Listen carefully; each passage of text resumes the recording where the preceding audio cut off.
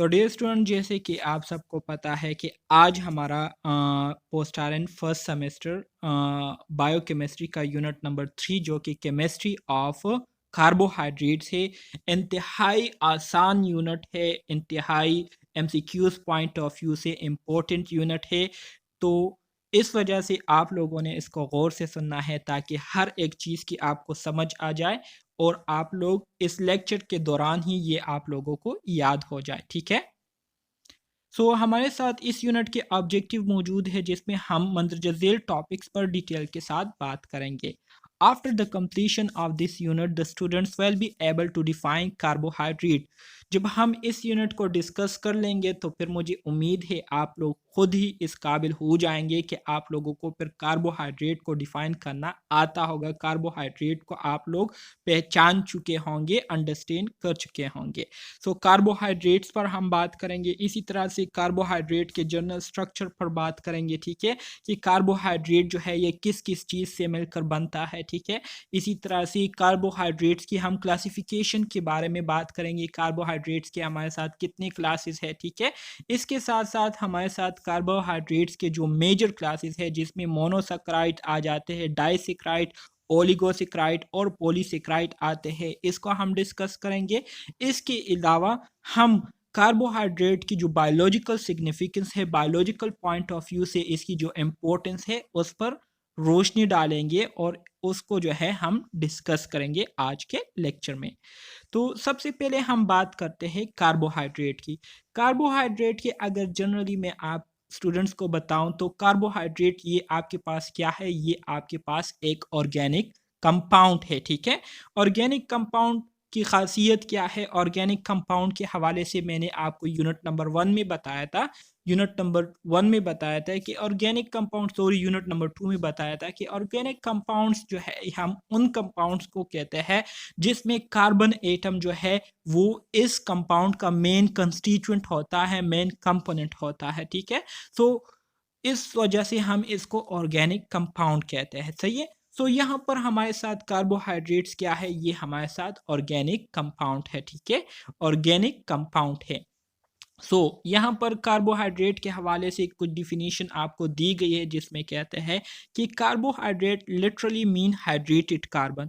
Carbohydrate जो है इसको अगर आप लफ्जी तौर पर देखें तो इसकी लफ्जी मायने क्या है, इसकी लफ्जी मायने से मुराद हाइड्रेटेड कार्बन, मतलब वो कार्बन जिसके साथ वाटर मॉलिक्यूल्स होते हैं। ठीक है, वाटर का फार्मूला क्या है, वाटर का फार्मूला H2O है। तो इस वजह से कार्बोहाइड्रेट को क्या कहा गया है, कार्बोहाइड्रेट को हाइड्रेटेड कार्बन कहा गया है।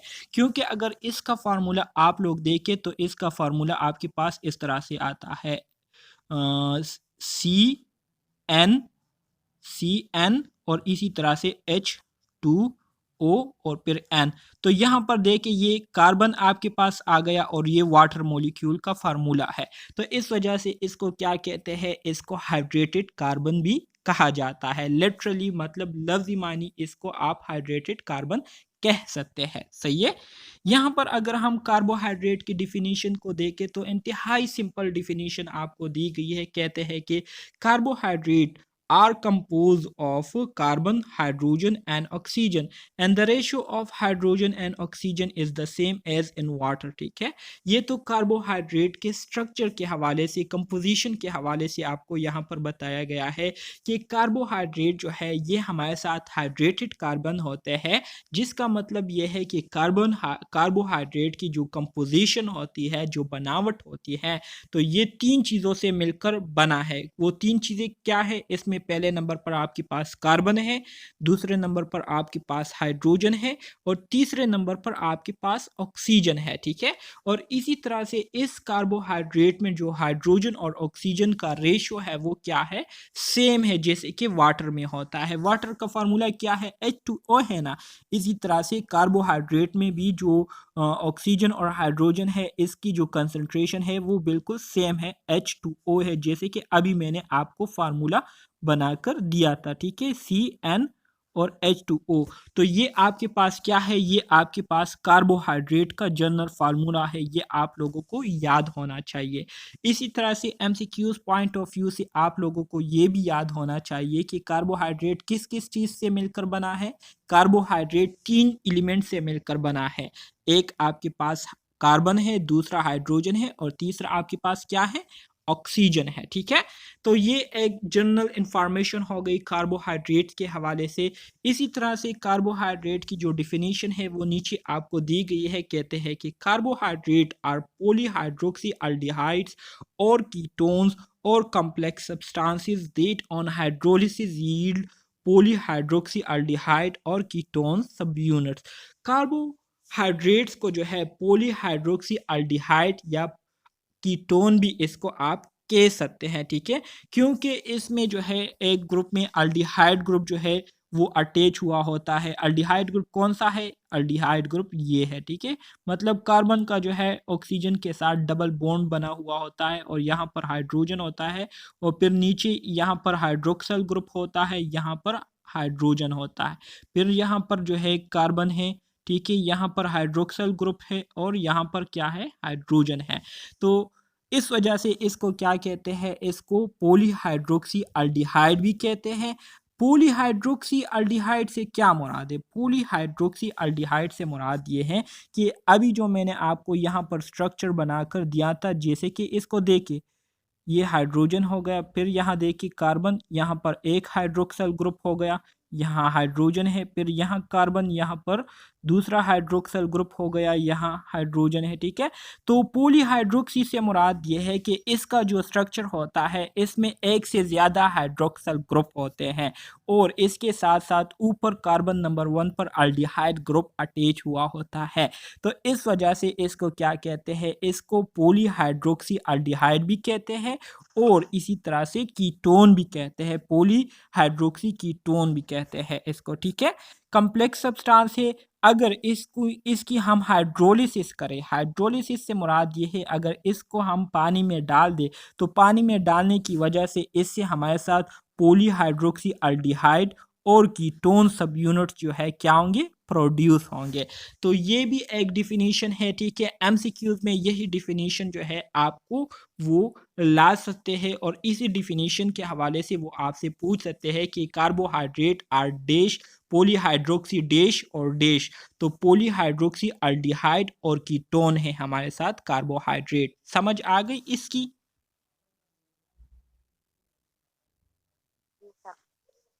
Yes sir. इसमें कोई कंफ्यूजन है? No sir. अच्छा जी, अगर किसी का क्वेश्चन हो ना तो वो डायरेक्टली पूछा करे, चैट में जो है वो क्वेश्चन ना पूछा करें क्योंकि मैं चैट नहीं देख सकता लेक्चर के दौरान। तो इस वजह से जो भी क्वेश्चन हो तो वो फिर डायरेक्टली मुझसे पूछ सकते हैं। सो आगे बढ़ते हैं डियर स्टूडेंट्स। सो यहाँ पर आप देख सकते हैं आपको कुछ एग्जाम्पल दिए गए हैं कार्बोहाइड्रेट और सेक्राइट। कार्बोहाइड्रेट असल में क्या है, कार्बोहाइड्रेट असल में आपके पास सेक्राइट है। ठीक है, सेक्राइट से मुराद क्या है, सेक्राइट से मुराद शुगर है।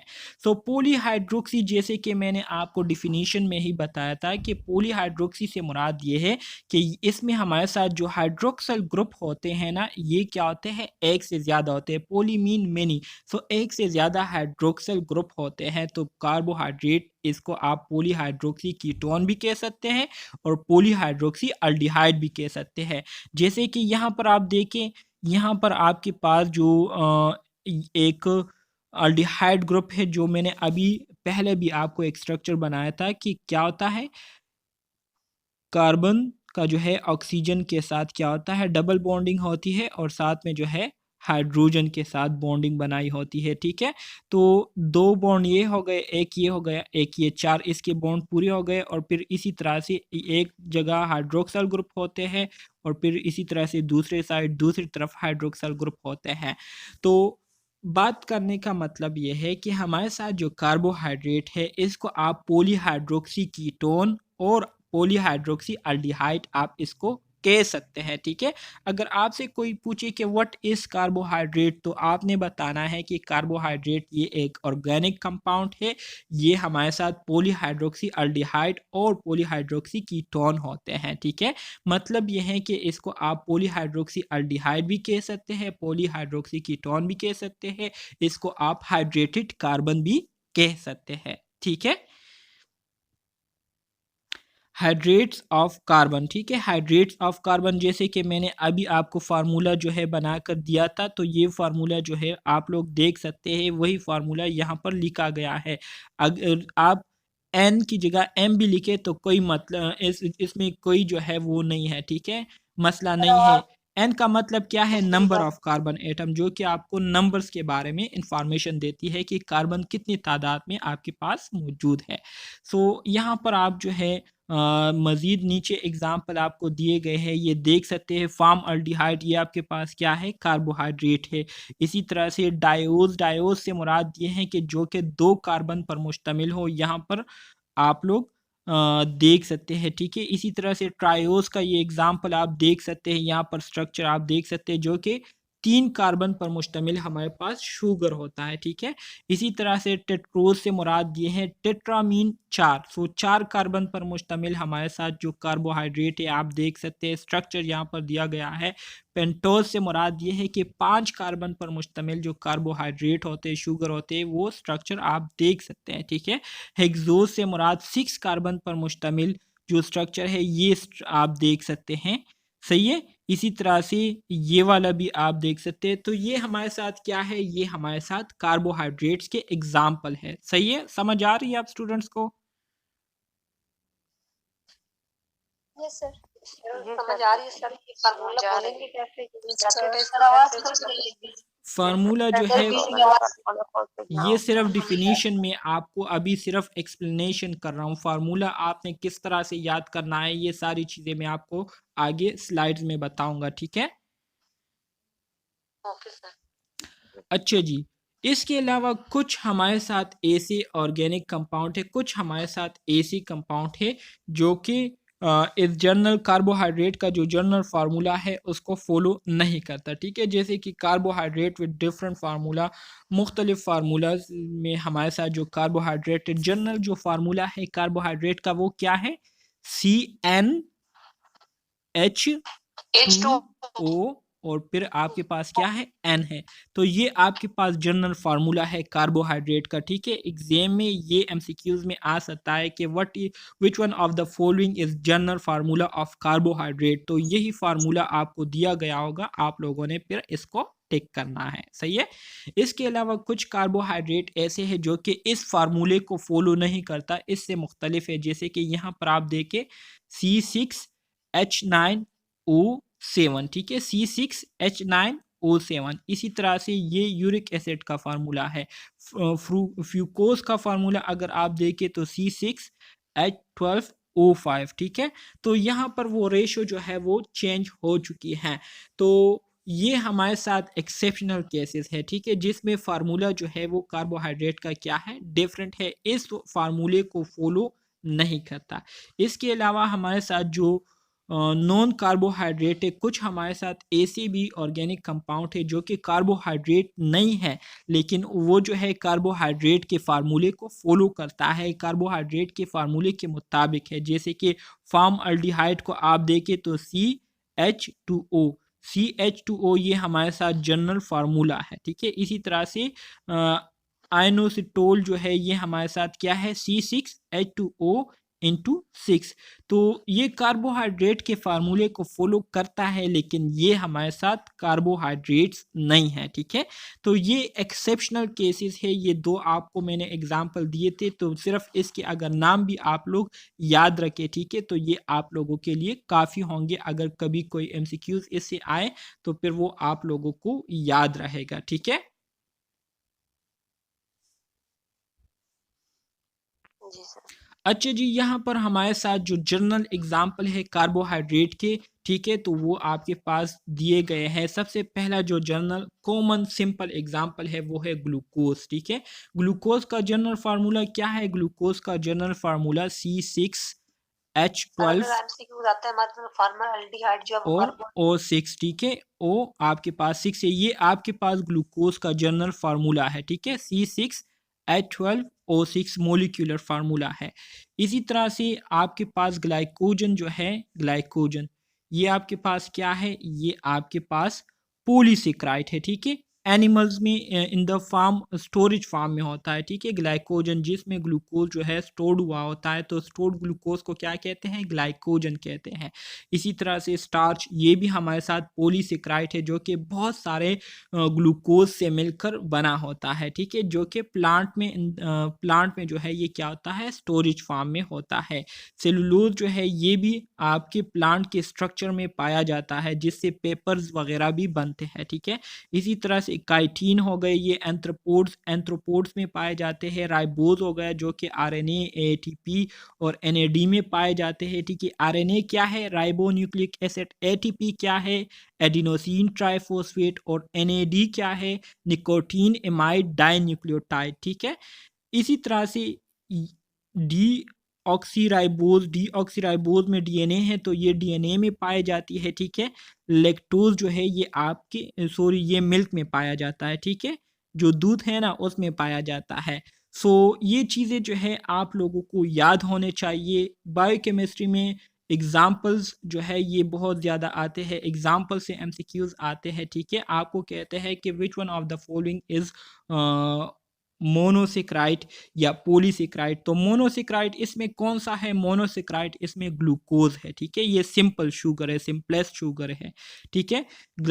पॉलीसेक्राइड इसमें कौन सा है, ग्लाइकोजन ये पॉलीसेक्राइड है, स्टार्च पॉलीसेक्राइड है, सेलुलोज पॉलीसेक्राइड है, काइटिन पॉलीसेक्राइड है। इसी तरह से राइबोज जो है ये आपके पास है, ठीक है। डीऑक्सीराइबोज हाँ, ये आपके पास क्या है, ये आपके पास ओलिगोसेक्राइड है, मतलब दो या दो से ज़्यादा जो ओलिगोसेक, हाँ जी बिल्कुल। इसी तरह से आपके पास डीऑक्सीराइबोज हो गया, ठीक है। लैक्टोज ये आपके पास क्या है, ये आपके पास लैक्टोज जो है, लैक्टोज ये डाइसेक्राइड है आपके पास, ठीक है। हाँ, तो ये आप लोगों को याद होना चाहिए। लैक्टोज किससे बनता है, ग्लूकोज प्लस गैलेक्टोज से मिलकर बनता है, तो ये आपके पास लैक्टोज है, सही है। सर ये एरिथ्रोपोड्स का प्लीज बताएंगे।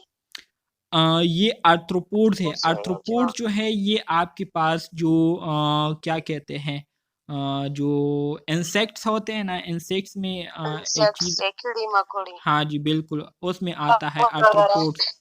हाँ, तो उसका जो स्ट्रक्चर होता है, उसके ऊपर उसका जो बॉडी के पार्ट होते हैं, वो पार्ट जो है काइटिन से बना होता है, ठीक है। जैसे कि स्नेल जो है ना, स्नेल को आपने देखा है, स्नेल को जिसको पश्तो में जोका कहते हैं, जी बिल्कुल सर, स्नेल को देखा है। तो उसके ऊपर जो शेल लाइक स्ट्रक्चर होता है, तो वो काइटिन से बना होता है। ओके सर, ओके ठीक है, समझ आ गई? जी सर आप ओके, वेरी गुड।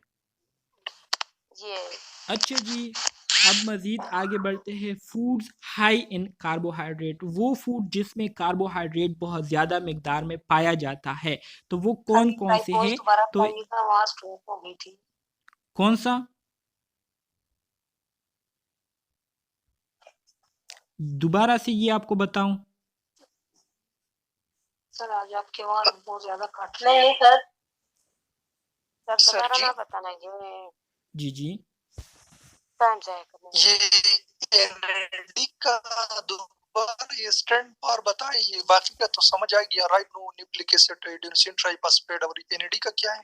एनएडी का मतलब nicotine amide, N stand for nicotine, A stand for amide, AMID, E amide, and D stand for dinucleotide. Okay sir, fine, thanks. अच्छा जी, सो कार्बोहाइड्रेट्स के एग्जाम्पल के बारे में मैं बात कर रहा हूँ। ग्लूकोज जो है ये आपके पास क्या है, मेजर मेटाबॉलिक फ्यूल है ऑफ मेमल्स। मेमल्स से मुराद हम जितने भी लिविंग ऑर्गेनिज्म है, ठीक है। मेमल्स किसे कहते हैं, जो दूध देने वाले जानवर होते हैं उसको मेमल्स कहते हैं, सही है। सो मेजर मेटाबॉलिक फ्यूल है। मेटाबॉलिक फ्यूल से मुराद ये है कि ग्लूकोज जो है ये हमारे साथ वो मॉलिक्यूल है, वो ऑर्गेनिक कंपाउंड है जो कि एनर्जी को प्रोड्यूस करने में बहुत ज़्यादा यूज़ होती है। सो ये हमारे साथ energy, major source of energy है। सही है। इसी तरह से ग्लाइकोजन जो है, जब हमारे बॉडी में ग्लूकोज हमारी ज़रूरत से ज़्यादा हो जाती है तो ये एक्स्ट्रा ग्लूकोज हमारे लिवर में, हमारे मसल्स में in the form of glycogen store हो जाती है। इसी तरह से प्लांट्स में जो एक्स्ट्रा ग्लूकोज है वो स्टार्च के फॉर्म में स्टोर होती है। प्लांट का जो स्ट्रक्चर है, जो बॉडी है, वो किस चीज़ से बनी है? सेलुलोज से बनी है। ठीक है। सेलुलोज से जो आम पेपर होता है ना, कागज़, ये भी बनता है। इसी तरह से आर्थ्रोपोड्स का जो शेल होता है ना, जो बहरूनी पार्ट होता है बॉडी का, तो वो काइटिन से बनता है। काइटिन ये क्या है? कार्बोहाइड्रेट है। इसी तरह से राइबोस, ये हमारे साथ क्या है? 5 कार्बन पर मुश्तमिल कंपाउंड है जिसमें आरएनए आपके पास आ जाता है, एटीपी आ जाता है, निकोटीन एमाइड डाइन्यूक्लियोटाइड आ जाता है, डीऑक्सीराइबोस ये आपके साथ डीएनए में पाया जाता है, लैक्टोज जो है ये मिल्क में पाया जाता है। तो ये कुछ एग्जाम्पल थे जो कि आप लोगों को याद होने चाहिए। सही है। यस ओके जी। अब वो कार्बोहाइड्रेट, वो फूड जिसमें कार्बोहाइड्रेट बहुत ज़्यादा मिकदार में पाया जाता है, तो इसमें पहले नंबर पर स्वीट्स आते हैं। जितने भी टॉफ़ीज़ वगैरह है, ठीक है, मिठाई वगैरह, तो इसमें कार्बोहाइड्रेट बहुत ज़्यादा मिकदार में होता है। जो सॉफ्ट ड्रिंक है जैसे कि पेप्सी हो गई, ठीक है, कोका कोला हो गया, 7 अप हो गए, इसी तरह से दूसरे जो आपके पास वगैरह ड्रिंक है, ठीक है, जूसेस वगैरह है, तो इसमें कार्बोहाइड्रेट बहुत ज़्यादा पाया जाता है। ब्रेड में बहुत ज़्यादा पाया जाता है। बीन्स हो गए, ठीक है, और पीज़ हो गए, ठीक है, इसमें बहुत ज़्यादा पाए जाते हैं।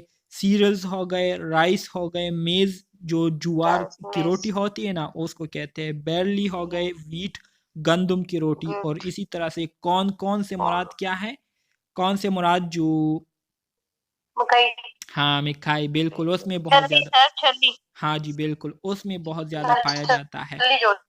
हाँ, इसी तरह से एप्रिकोट हो गया, डेट्स किसे कहते हैं? डेट से मुराद खजूर है, ठीक है। ब्लूबेरी हो गए, बनाना हो गए, हाँ, फिग्स हो गए। फिग्स किसे कहते हैं इसका मुझे पता नहीं है। ग्रेप्स, ठीक है, एप्पल, अंजीर को कहते हैं। अच्छा, इंजीर को कहते हैं, बिल्कुल। ऑरेंज हो गई, पियर, नाशपाती, पाइनएप्पल हो गया, स्ट्रॉबेरी हो गए, वाटरमेलन जिसको हम खरबूजा कहते हैं, इसी तरह से रेजिन्स हो गए, मैक्रोनी हो गई, स्पेगेटी हो गए, पोटैटोस हो गए, कैरेट। तो ये सारे आपके पास वो फूड है जिसमें बहुत ज़्यादा मिकदार में कार्बोहाइड्रेट्स पाया जाता है। सही है। जी सर। अच्छा जी, अब आ जाते हैं क्लासिफिकेशन ऑफ कार्बोहाइड्रेट की तरफ। कार्बोहाइड्रेट की जो है इसकी मुख्तलिफ़ क्लासेस में इसकी क्लासिफिकेशन हुई है, डिवीज़न हुई है। मतलब वो कार्बोहाइड्रेट जो कि एक सिंगल यूनिट से बने होते हैं, ठीक है, तो उसको हम क्या कहते हैं? मोनोसेक्राइड कहते हैं। ऐसे कार्बोहाइड्रेट जो कि 2 यूनिट से बने होते हैं, 2 ग्लूकोज यूनिट से बने होते हैं, तो उसको हम डाइसेक्राइड कहते हैं। ऐसे कार्बोहाइड्रेट जो कि 2 या 3 से लेकर 10 मोनोसेक्राइड्स के मिलाप से मिलकर बने होते हैं, तो उसको हम ओलिगोसेक्राइड कहते हैं। ठीक है। इसी तरह से ऐसी कार्बोहाइड्रेट जो कि 10 से ज़्यादा कार्बोहाइड्रेट, 10 से ज़्यादा ग्लूकोज मॉलिक्यूल से मिलकर बने होते हैं, ठीक है, मतलब 10 या 10 से ज़्यादा ग्लूकोज मॉलिक्यूल के यूनिट से मिलकर बने होते हैं, तो उसको हम फिर क्या कहते हैं? पॉलीसेक्राइड कहते हैं। तो ये हमारे साथ कार्बोहाइड्रेट की क्लासेस है और इससे एमसीक्यूज आएंगे, और कौन से एमसीक्यूज आएंगे तो वो अभी मैं आपको लेक्चर के दौरान बताने जा रहा हूँ। सो अगर आप इसको नोट करें तो भी अच्छी बात है, और अगर नोट नहीं करते तो एमसीक्यूज ऑलरेडी मैंने आप लोगों के लिए जो यूनिट वाइज बनाए हैं उसमें ये सारी चीज़ें ऑलरेडी मेंशन है। सो अच्छी बात है, आप लोग अपने साथ नोट भी किया करें एक्स्ट्रा जो मैं आपके साथ शेयर करता हूँ, तो इससे आपकी नॉलेज में इजाफा होगा।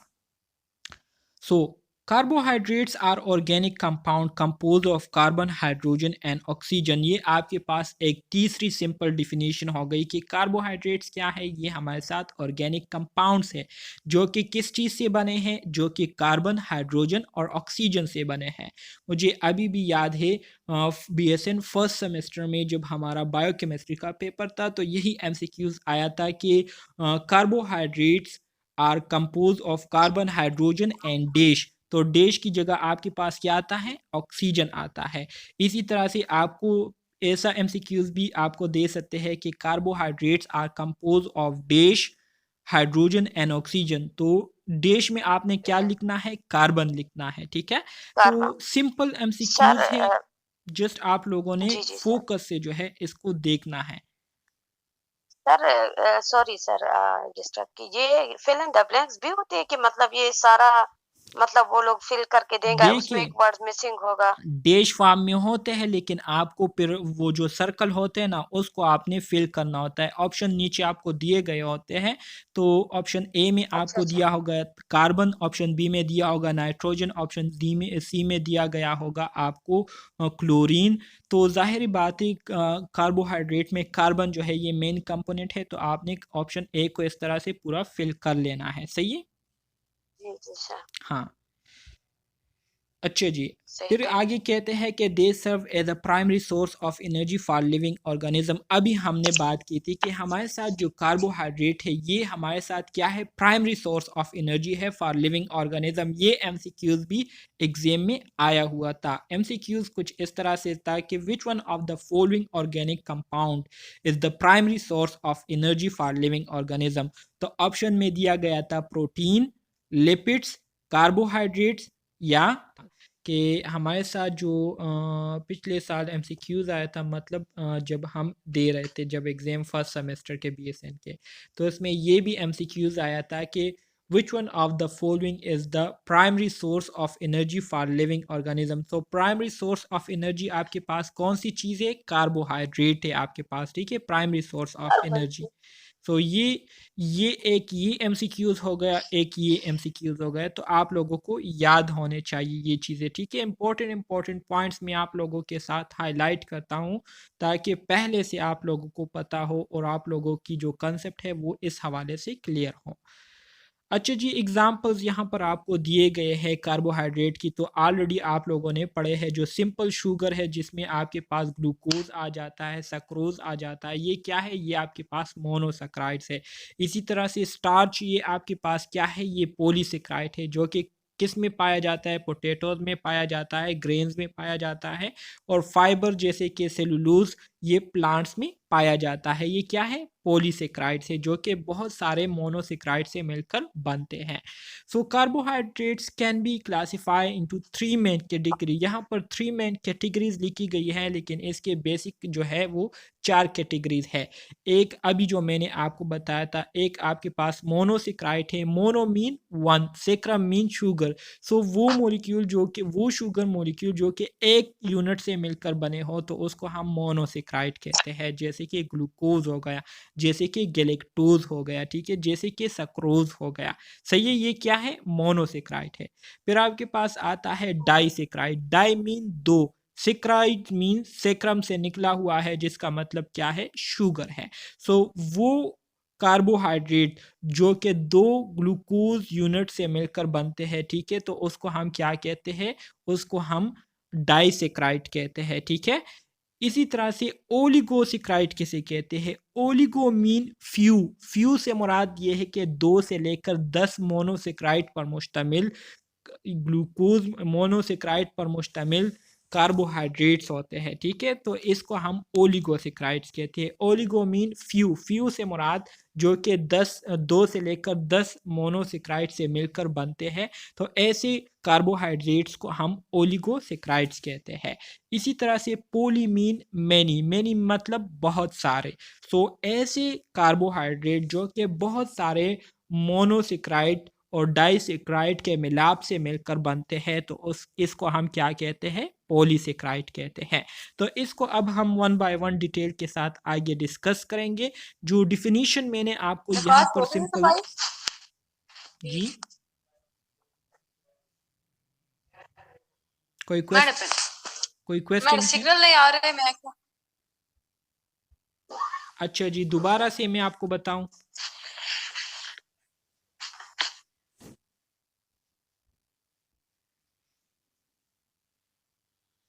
यहाँ से दोबारा से मैं आपको रिवाइज करता हूँ, ठीक है। वो सारी बातें इसमें अब आ जाएंगी जो कि अभी मैंने आपको बताई। सो मोनोसेक्राइड को अब हम डिस्कस करते हैं। मोनो का मतलब क्या है? मोनो का मतलब वन है, ठीक है। मोनो का मतलब क्या है? मोनो का मतलब वन है। सेक्राइड जो है ये सेक्रम लेतन वर्ड है, इससे निकला हुआ है, जिसका मतलब क्या है? जिसका मतलब शुगर है, ठीक है, शुगर। सो वो शुगर मॉलिक्यूल जो कि एक से मिलकर बनते हैं, ठीक है, एक मॉलिक्यूल से बनते हैं, तो उस शुगर को हम क्या कहते हैं? उस कार्बोहाइड्रेट्स को हम मोनोसेक्राइड्स कहते हैं। So these are the simplest carbohydrate and can not be broken down further. जैसे कि स्टार्ट में ही मैंने आपको बताया था कि जो हमारे साथ ग्लूकोज मॉलिक्यूल है, ये हमारे साथ क्या है? सिंपलेस्ट कार्बोहाइड्रेट है, ठीक है। सिंपलेस्ट कार्बोहाइड्रेट क्यों है? क्योंकि ये एक ही मॉलिक्यूल से मिलकर बने होते हैं और इसकी हम मज़ीद जो है ब्रेक डाउन नहीं कर सकते। इस तरह से मोनोसेक्राइड की जो एग्जांपल है आप देख सकते हैं, ग्लूकोज हो गया, फ्रक्टोज हो गया, गैलेक्टोज हो गया। एग्जांपल्स जो है ये आपके एग्जाम में बहुत ज़्यादा आते हैं। आपको एमसीक्यूज दिया गया होगा कि which one of the following is monosaccharide, ठीक है। तो ऑप्शन में आपको दिया गया होगा ग्लूकोज, ठीक है, इसके अलावा ग्लाइकोजन, इसके अलावा आपको दिया गया होगा सक्रोज, ठीक है। तो ग्लूकोज जो है ये आपके पास क्या है? मोनोसेक्राइड है। जो ग्लाइकोजन है ये आपके पास पॉलीसेक्राइड है। जो सक्रोज है ये आपके पास क्या है? ये आपके पास डाइसेक्राइड है। सो इस वजह से ग्लूकोज को आप लोगों ने क्या करना है? टिक कर देना है। तो ये एग्जाम्पल तीनों जो है आप लोगों ने याद रखने हैं कि ये क्या है? मोनोसेक्राइड है, ठीक है। Monosaccharides are the building blocks for more complex carbohydrates. वही बात है, जब दो ग्लूकोज मॉलिक्यूल, जब दो मोनोसेक्राइड्स कंबाइन होते हैं तो इससे क्या बनता है? डाइसेक्राइड्स बनते हैं। इसी तरह से 2 से लेकर 10 मोनोसेक्राइड्स जब कंबाइन होते हैं तो इससे ओलिगोसेक्राइड्स बनते हैं। इसी तरह से फिर 10 से ज़्यादा मोनोसेक्राइड्स जब एक दूसरे के साथ कंबाइन होते हैं तो उससे फिर पॉलीसेक्राइड्स बनते हैं। तो इस वजह से यहाँ पर बात की गई है कि जो मोनोसेक्राइड्स होते हैं ये हमारे साथ बिल्डिंग ब्लॉक है। बिल्डिंग ब्लॉक से मुराद ये है कि ये जो बाकी हमारे साथ बड़े बड़े कार्बोहाइड्रेट्स होते हैं तो इसकी क्या है? इसकी बुनियाद है, ठीक है। इससे ये सारे बड़े बड़े कार्बोहाइड्रेट्स मिलकर बनते हैं, ठीक है। They serve as a quick and immediate source of energy for the cells. इससे पहले भी मैंने आपको बताया था कि जो ग्लूकोज है ये हमारे साथ मेजर सोर्स ऑफ एनर्जी है, ठीक है। मतलब अगर आप अपने बारे में देखें, अपने हम लिविंग ऑर्गेनिज्म के बारे में देखें, ठीक है, ह्यूमन बीइंग को लेते हैं तो ह्यूमन बीइंग में जो प्राइमरी सोर्स ऑफ एनर्जी है वो क्या है? वो ग्लूकोज है। मतलब हमारे बॉडी में हमारे सेल्स को, हमारे टिश्यूज़ को, हमारे ब्रेन्स को, हमारे लंग्स को, किडनीज़ को, हार्ट को जितनी भी एनर्जी मिलती है तो ये ग्लूकोज की ब्रेकडाउन से, ग्लूकोज की मेटाबॉलिज्म से जो है ये एनर्जी हमारे पूरी बॉडी में डिस्ट्रीब्यूट होती है, ठीक है। कौन डिस्ट्रीब्यूट करता है इसको? इसको जो है सेल्स, जो रेड ब्लड सेल्स होते हैं जो कि ऑक्सीजन को जब ट्रांसफ़र करती है तो ऑक्सीजन के साथ ये क्या होता है? ये एनर्जी भी क्या होती है? ट्रांसफ़र होती है। तो पूरी जहाँ पर जो है हमें एनर्जी की ज़रूरत होती है यहाँ तो पूरी बॉडी में ये क्या होती है? ये डिस्ट्रीब्यूट होती है। तो ये एनर्जी कहाँ से मिलती है? ये ग्लूकोज की मेटाबॉलिज्म से मिलती है, ग्लूकोज के ब्रेकडाउन से मिलती है, ठीक है। तो ये जो है हमारे साथ एक क्विक और इमीडिएट सोर्स ऑफ एनर्जी है। किस चीज़ के लिए? सेल्स के लिए। हमारे सेल्स को जब एनर्जी की ज़रूरत होती है तो इनकी जो ज़रूरत है वो कौन पूरी करता है? ग्लूकोज पूरी करता है। समझ आ गई आपको? जो जी सर, कॉमन समझ आ गई। मोनोसेक्राइड्स है आपके पास तो इसमें पहले नंबर पर ग्लूकोज, ठीक है। यार क्या बात भी बात आ रही है, आधी बात नहीं आ रही। बात नहीं आ रही आप स्टूडेंट्स को? मेरी आवाज़ नहीं आ रही? सही है, आवाज आ रही है सर। सर आपकी आवाज क्लियर आ रही है, पता नहीं सर क्लियर आ रही है। ठीक ठीक ठीक। है। जिनको आवाज़ नहीं आ रही तो हो सकता है उनके सिग्नल्स का मसला हो, तो काइंडली आप टेंशन ना ले, हो सकता है कभी कभी सिग्नल का मसला होता है, तो आप लोगों को वैसे भी रिकॉर्डिंग मिलेंगी, तो रिकॉर्डिंग से फिर आप लोग दोबारा से देख लीजिएगा, ठीक है, इसमें कोई टेंशन वाली बात नहीं है। सो जो हमारे साथ कॉमन मोनोसेक्राइड है, इसमें पहले आपके पास ग्लूकोज आता है। तो अभी हमने बात की कि ये हमारे साथ प्राइमरी सोर्स ऑफ एनर्जी है सेल्स के लिए, जो कि मुख्तलिफ कार्बोहाइड्रेट्स के फॉर्म में पाए जाती है, ठीक है। इसी तरह से फ्रक्टोज ये भी आपके पास मोनोसेक्राइड है, ठीक है, naturally occurring in fruits and honey. ये जो है कुदरती तौर पर जो हमारे साथ फ्रूट्स है और जो शहद होता है उसमें पाया जाता है, ठीक है। इसको जो है फ्रूट शुगर भी कहा जाता है, ठीक है। इसी तरह से गैलेक्टोज ये भी आपके पास मोनोसेक्राइड है, जो कि मिल्क दूध में पाया जाता है, और जितनी भी डेयरी प्रोडक्ट है जैसे कि दही हो गई, ठीक है, इसी तरह से मिल्क से बनी हुई जितनी भी चीज़ें हैं उसमें गैलेक्टोज जो है पाया जाता है। सही है, ये आप लोगों को ये बातें याद होनी चाहिए, ये एमसीक्यूज में आने वाली जी हैं। सर। सर आपने बताया था ये लैक्टोज किस किस के कॉम्बिनेशन से बना हुआ था, भूल गया। ये आगे आने वाला है, स्लाइड में इसको मेंशन किया हुआ है, तो वो फिर आप लोग स्लाइड से देख सकते हैं। मज़ीद आगे कहते हैं कि they have a basic chemical formula. इसका जो बेसिक केमिकल फार्मूला है तो वही फार्मूला है जो कि कार्बोहाइड्रेट्स का मैंने आपको बताया था। इसका जो ग्लूकोज का जो बेसिक फार्मूला है वो क्या है, वो CH2O इंटू एन है, CH2O इंटू एन। एन किस चीज़ को रिप्रेजेंट करता है, नंबर ऑफ कार्बन एटम्स को रिप्रेजेंट करता है, ठीक है। तो ये आपके पास मोनोसेक्राइड्स का सिंपल फार्मूला है, ठीक है। The most common monosaccharide have 3 to 7 carbon atom. हमारे साथ जो मोस्ट कॉमन मोनोसेक्राइड है तो उसमें 3 से लेकर 7 कार्बन तक क्या होते हैं, एटम्स पाए जाते हैं। जैसे कि अभी एक स्टूडेंट ने क्वेश्चन भी किया था कि हमारे साथ जो डायोज होता है, ट्रायोज होता है, टेट्रोज होता है, तो ये क्या है, तो मैंने आपको बताया था कि ये हमारे साथ शुगर है, जिसमें हम क्या करते हैं, कार्बन एटम की तादाद को रिप्रेजेंट करते हैं। सो ग्लूकोज को अगर हम देखें तो इसमें आपके पास कितने कार्बन होते हैं, इसमें आपके पास 6 कार्बन होते हैं। ग्लूकोज की अगर स्ट्रक्चर की बात हम करें तो ग्लूकोज का स्ट्रक्चर कुछ इस तरह से होता है, देखिए जो मैं आपको बना रहा हूँ, इस तरह का कुछ स्ट्रक्चर होता है ग्लूकोज का, ठीक है। तो ये आपके पास क्या है, ये आपके पास 6 कार्बन आ गए हैं, ठीक है। इसी तरह से यहाँ पर इसके साथ बॉन्डिंग हुई होती है जो कि क्या है, CH2 और O, इसी तरह से OH होता है। तो ये आपके पास 6 कार्बन पर मुश्तमिल क्या होता है, ग्लूकोज होता है। तो इसको हम हेक्सोज कहते हैं, ठीक है, जैसे कि यहाँ पर लिखा हुआ भी है इसके साथ, ठीक है। इसी तरह से अगर आप मज़ीद आगे देखें, फ्रक्टोज ये भी हमारे साथ 6 कार्बन पर मुश्तमिल क्या है, शुगर मॉलिक्यूल है, कार्बोहाइड्रेट है। राइबोज ये क्या है, ये 5 कार्बन पर मुश्तमिल आपके पास क्या है, मोनोसेक्राइड है। तो ये आप लोगों को याद होना चाहिए कि ग्लूकोज जो है ये आपके पास क्या है, हेक्सोज है।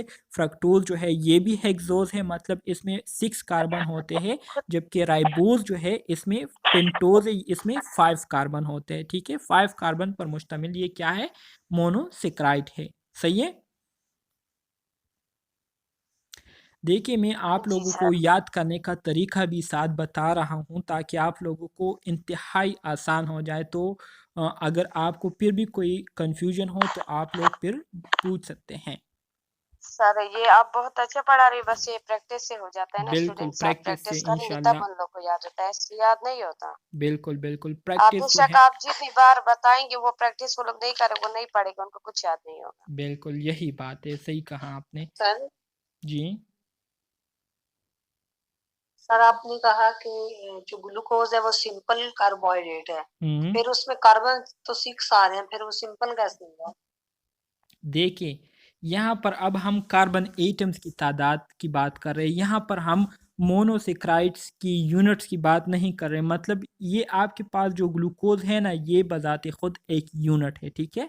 ये क्या है, ये आपके पास एक यूनिट है, सिंपल कार्बोहाइड्रेट है, ठीक है, सिंपलेस्ट फॉर्म ऑफ शुगर है। इसी तरह से अगर ग्लूकोज के साथ जो है आप क्या करते हैं, गैलेक्टोज को मिलाते हैं, ठीक है, तो इससे आपके पास क्या बनता है, लैक्टोज बनता है। तो लैक्टोज फिर आपके पास मोनोसेक्राइड नहीं होता, वो फिर डाइसेक्राइड बन जाता है। क्यों, क्योंकि लैक्टोज किस चीज़ से बना है, 2 मोनोसेक्राइड यूनिट से बने हैं, जिसमें एक आपके पास ग्लूकोज होता है, ठीक है, एक ये ग्लूकोज होता है और इसके साथ गैलेक्टोज जो है वो क्या हो जाता है, एड हो जाता है। तो इससे क्या बन जाता है, इससे आपके पास लैक्टोज बन जाता है, जो कि किस में पाया जाता है, मिल्क में पाता है, मिल्क में जो है ये होता है। ठीक है, तो लैक्टोज ये आपके पास क्या है, डाइसेक्राइड है। क्यों, क्योंकि ये दो मोनोसेक्राइड यूनिट से मिलकर बने हैं। ठीक है, और मोनोसेक्राइड अभी हमने बात की कि ये क्या है, ये स्ट्रक्चरल यूनिट है हमारे साथ बाकी कार्बोहाइड्रेट्स के लिए, जो कम्प्लेक्स कार्बोहाइड्रेट्स होते हैं। ठीक है, जिसमें एक से ज़्यादा मोनोसेक्राइड्स जो है वो क्या होते हैं, पाए जाते हैं। तो इस तरह से आपके पास आते हैं। सो जो आप बात करिए कि ग्लूकोज में 6 कार्बन होते हैं, तो ये असल में ग्लूकोज के स्ट्रक्चर के बारे में बात हो रही है। ठीक है, कुछ मोनोसेक्राइड्स ऐसे होते हैं जो कि 3 कार्बन से मिलकर बनते हैं, कुछ ऐसे होते हैं जो कि 4 से, जो कि 5, 6, 7 तक जो है आपके पास कार्बन से मोनोसेक्राइड जो है वो बन सकते हैं। ठीक है, तो ट्रायोज हो गई, पेंटोज हो गई, हेक्सोज हो गई, हेप्टोज हो गई, ये असल में कार्बन एटम्स की तादाद को क्या कर रही है, रिप्रेजेंट कर रही है। सही है, yes sir, thank you. Okay जी, अब आते हैं एन एंटीमर्स की तरफ। एन एंटीमर्स क्या है, इसकी डिफिनीशन बस आप लोगों के लिए काफ़ी है। ठीक है, इसकी डिफिनीशन को आप लोगों ने समझ जाना है और अंडरस्टैंड करना है, तो ये आप लोगों के लिए जो है एग्ज़ाम के हवाले से काफ़ी हो जाएगा।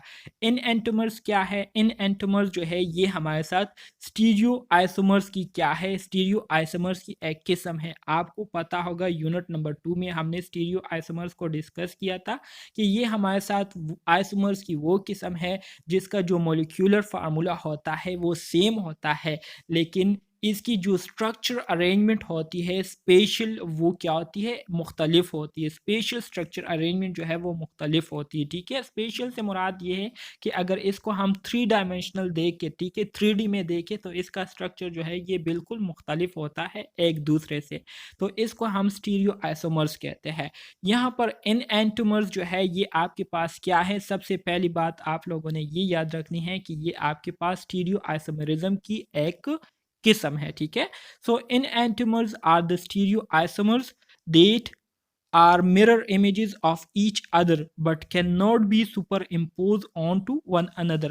मतलब ये है कि हमारे पास इन एंटीमर्स ये वो स्टीरियो आइसोमर्स होते हैं कि अगर इनके स्ट्रक्चर को हम मिरर में देखें तो मिरर में ये हमें सेम दिखेगा। ठीक है, मिरर में ये हमें बिल्कुल क्या मिलेंगे, सेम मिलेंगे, एक दूसरे की तरह ही दिखेंगे। लेकिन अगर इसको हम एक दूसरे के ऊपर रखें तो फिर ये एक दूसरे के ऊपर बराबर नहीं आएगा। जैसे कि अगर हम अपने हाथ को मिरर पर रखें, ठीक है, मिरर के सामने रखें और फिर मिरर पर हम हाथ रखें तो वो बिल्कुल फिट आ जाता है, हमारी सारी उंगलियां जो है वो मिरर इमेज पर फिट आ जाती है। तो इसी तरह से अगर आप इस मॉलिक्यूल्स को, इन एंटीमर्स को आप एक दूसरे के ऊपर रखते हैं, ठीक है, तो ये एक दूसरे के ऊपर फिट नहीं आते। सुपर इम्पोज से मुराद ये है कि ये एक दूसरे के ऊपर फिट नहीं आते। ठीक है, तो इसको हम क्या कहते हैं, ऐसे मॉलिक्यूल्स, ऐसी कंपाउंड को हम इन एंटीमर्स कहते हैं। ठीक है, समझ आ गई आपको इसकी? Yes sir. एक बार मैं दोबारा से रिपीट कर लेता हूँ। इन एंटीमर्स ये स्टीरियो आइसोमेरिज्म की वो किस्म है जो कि अगर आप इसको मिरर में देखते हैं तो मिरर में ये आपको बिल्कुल सेम नज़र आएंगे, लेकिन अगर आप इस स्ट्रक्चर को एक दूसरे के ऊपर रखते हैं, ठीक है, तो एक दूसरे के ऊपर ये फिट नहीं होते। सुपर इम्पोज से मुराद एक दूसरे के ऊपर फिट नहीं आते। ठीक है, तो इस वजह से ऐसे कंपाउंड्स को हम क्या कहते हैं, इन एंटीमर्स कहते हैं। They have the same connectivity of atom but differ in their spatial arrangement। वही बात है, ठीक है, कि इनकी एटम जो है वो सेम तरीके से कनेक्ट हुए होते हैं। ठीक है, कार्बन के साथ इनकी क्या हुई होती है, कनेक्शन हुई होती है, तादाद इसकी सेम होती है। ठीक है, लेकिन अगर इसकी हम अरेंजमेंट को देखें और इसको हम एक दूसरे के ऊपर रखना चाहें, ठीक है, तो फिर एक दूसरे के ऊपर ये फिट नहीं आते। तो इस वजह से इनको हम क्या कहते हैं, इन एंटीमर्स कहते हैं।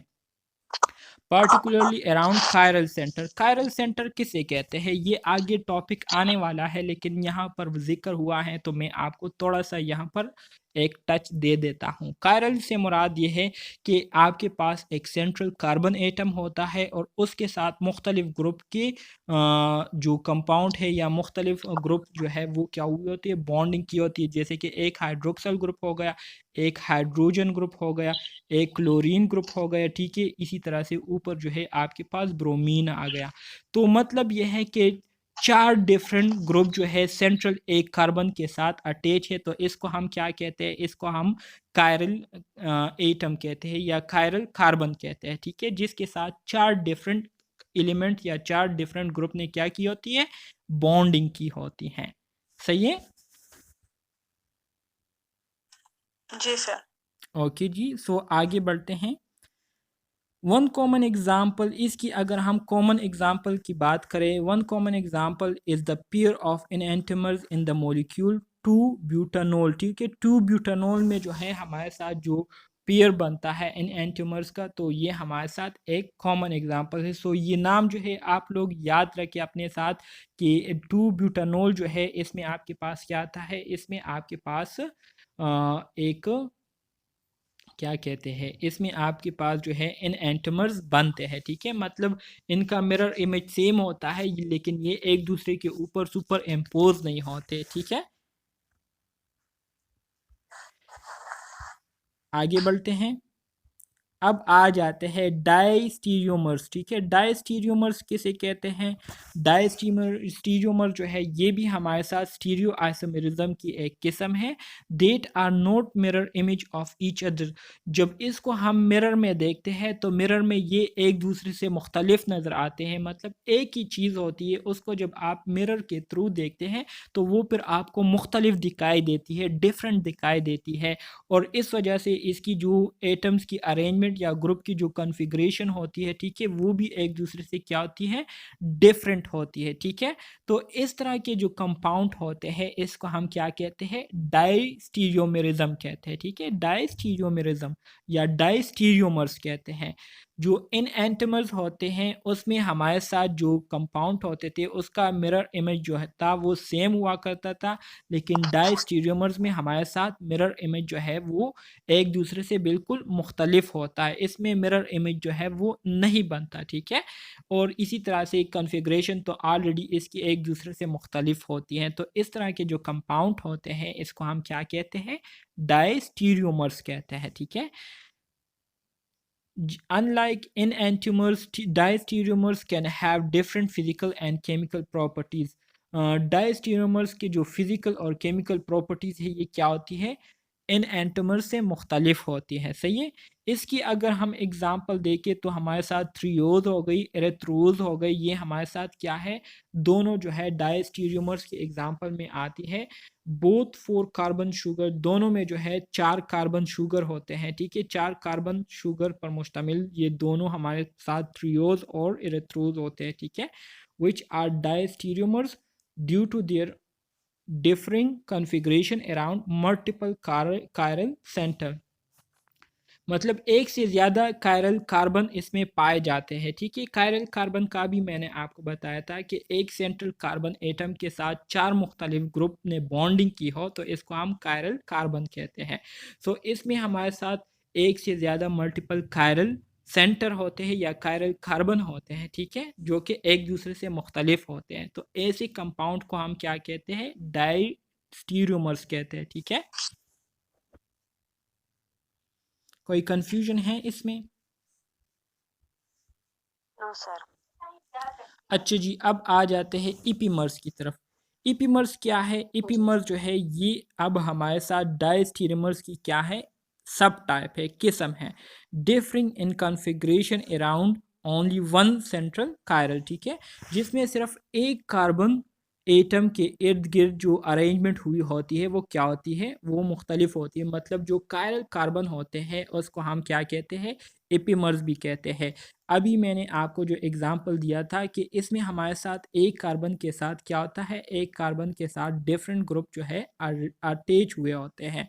सो ये स्ट्रक्चर आप देखिए, ये आपने अपने साथ याद रखना है। मिसाल के तौर पर यहाँ पर हाइड्रोक्सल ग्रुप अटैच है, दूसरे साइड पर जो है ब्रोमीन ग्रुप जो है अटैच है, नीचे जो है हाइड्रोजन ग्रुप अटैच है, और ऊपर जो है मिसाल के तौर पर अल्काइल ग्रुप जो है ये मैंने अटैच कर दिया।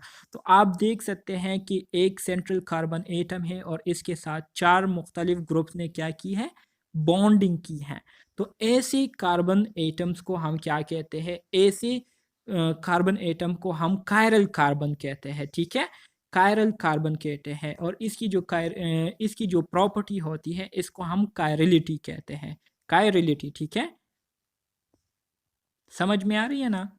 ये शुरू से बताइएगा, आवाज ड्रॉप हो गई थी प्लीज।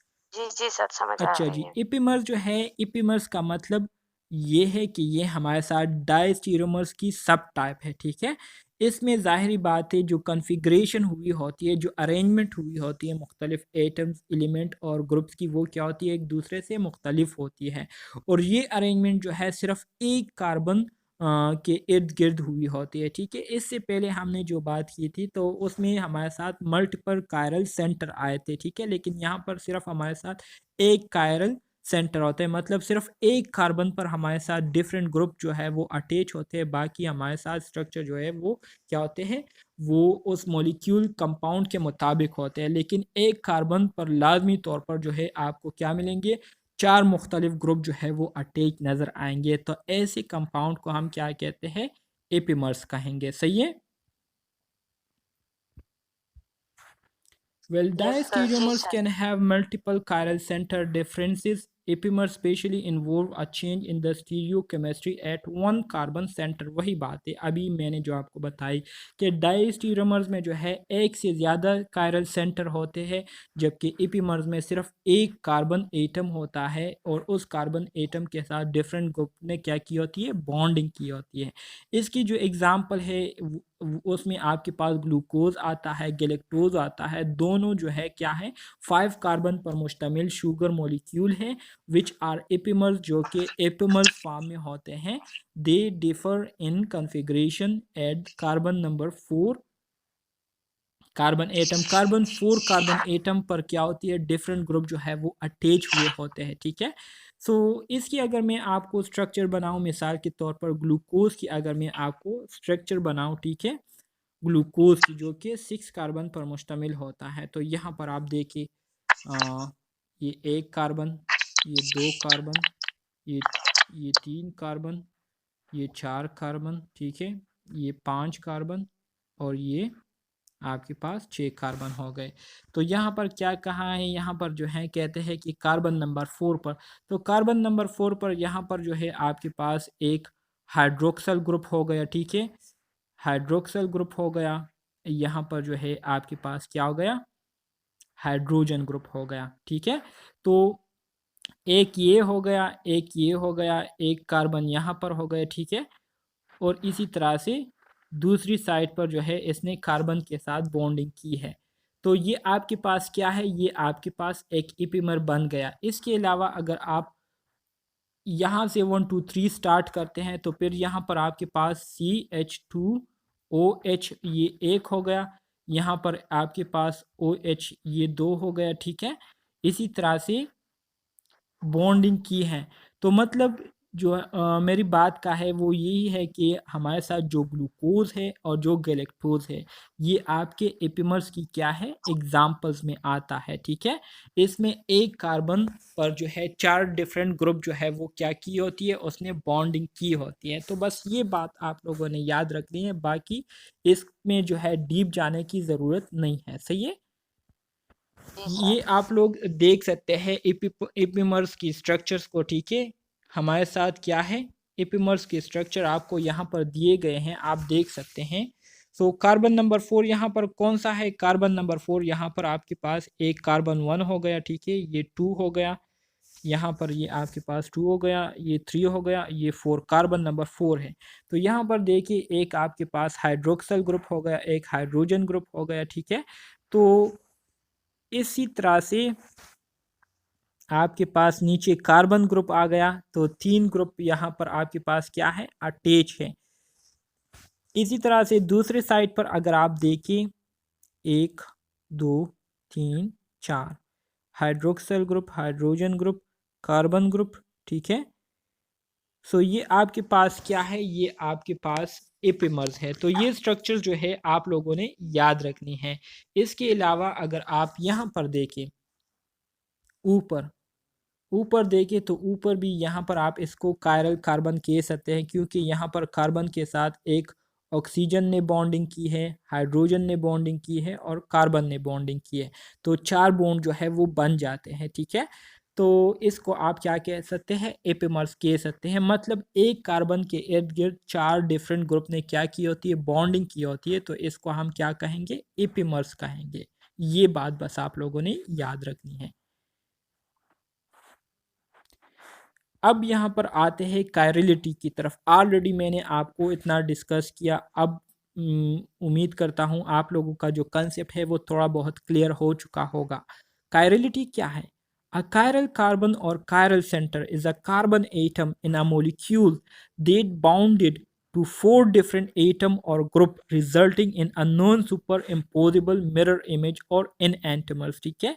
वही बात है जो कि इससे पहले हमने डिस्कस की थी कि कायरल कार्बन या कायरल सेंटर, ये हमारे साथ किसी मॉलिक्यूल में वो कार्बन एटम होता है जिसके साथ 4 डिफरेंट एटम या ग्रुप ने क्या की होती है, बॉन्डिंग बनाई होती है, जिसकी वजह से ये एक दूसरे पर जो है फिट भी नहीं आते और ये जो है एक दूसरे का नॉन सुपर इम्पोजिबल इमेज जो है बनाती है, जैसे कि इन एंटोमर्स में हमारे साथ इमेज बनता था। तो ऐसे कार्बन को हम क्या कहते हैं, इस फिनोमिना को हम कायरलिटी कहते हैं। और ऐसे कार्बन जिसके साथ 4 डिफरेंट एटम या ग्रुप ने बॉन्डिंग की हो उसको हम कायरल कार्बन या कायरल सेंटर कहते हैं। समझ आ गई अब इसकी?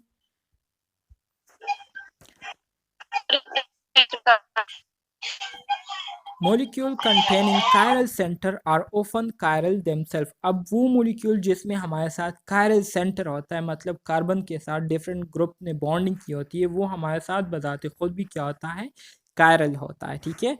जैसे कि अगर आप एग्जांपल में देखें, इन अ मोलिक्यूल 2 क्लोरोब्यूटेन, 2 क्लोरोब्यूटेन में हमारे साथ क्या होता है, 2 क्लोरोब्यूटेन में हमारे साथ 4 डिफरेंट सब्सटीट्यूएंट होते हैं, मतलब 4 डिफरेंट ग्रुप ने जो है क्या की होती है, बॉन्डिंग की होती है, ठीक है। जिसमें एक आपके पास हाइड्रोजन एटम होता है, एक मिथाइल ग्रुप होता है, एक आपके पास इथाइल ग्रुप होता है ये वाला, और एक क्लोरीन एटम जो है ये किसके साथ अटैच हुआ होता है, कार्बन के साथ अटैच हुआ होता है। जैसे कि अगर इसका स्ट्रक्चर में आप लोगों को बनाऊं 2 क्लोरोब्यूटेन की, 2 क्लोरोब्यूटेन का स्ट्रक्चर क्या होगा, ब्यूटेन से क्या मुराद है, मतलब 4 कार्बन पर मुश्तमिल ये आपके पास क्या होगा, एक स्ट्रक्चर होगा। सो 4 कार्बन पर मुश्तमिल हमने एक स्ट्रक्चर बना लिया। अब 2 क्लोरोब्यूटेन है, तो 2 क्लोरो मतलब कार्बन नंबर 2 पर हमारे साथ क्या है, क्लोरीन अटैच है, ठीक है। सो ये हमने कार्बन नंबर 2 पर क्लोरीन को अटैच कर लिया। इसी तरह से यहाँ पर एक हमारे साथ क्या है, मिथाइल ग्रुप हो गया, ठीक है। यहाँ पर जो है हमारे साथ क्या है, ये एक हो गया और ये 2 और 3, मतलब ये आपके पास इथाइल ग्रुप हो गया, ये आपके पास मिथाइल ग्रुप हो गया और ये आपके पास नीचे क्या आ गया, हाइड्रोजन आ गया। सो आप देख सकते हैं कि ये सेंट्रल कार्बन एटम है, इसके साथ ये इथाइल ग्रुप हो गया, इसके साथ ये मिथाइल ग्रुप हो गया, ये आपके पास क्लोरीन ग्रुप हो गया और ये हाइड्रोजन एटम। तो ये आपके पास क्या गया, ये आपके पास एक कायरल सेंटर या कार्बन कायरल कार्बन आ गया, ठीक है। समझ आ गई इसकी?